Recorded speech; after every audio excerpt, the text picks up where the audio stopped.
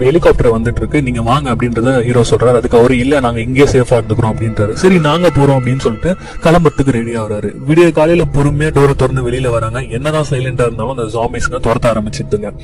இப்போ இவங்க மேல தப்பிச்சு போறதுக்குள்ளேயே கீழே இந்த காப்பாத்தின ஃபேமிலியை அந்த ஜாம்பிஸ் கொண்டுறாங்க. அதுல இருந்து ஒரு சின்ன பையன் மட்டும் தப்பிக்கிறான். அந்த சின்ன பையனையும் அவரோட ஃபேமிலியும் ஹீரோ ஒரு வழியா காப்பாத்தி ரூஃப் டாப்க்கு கூட்டு போயிடுறாரு.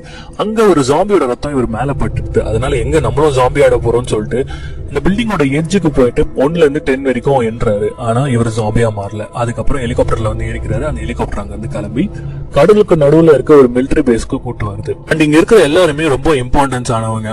சோ கேரிய கூட்டு போயிட்டு அவங்க ஃபேமிலிக்கு ஃபுட்டும் ஷெல்டரும் கொடுக்குறாங்க. இப்ப மெயின் கமாண்டர் கேரிய பாக்கிறதுக்காக கூப்பிடுறாரு.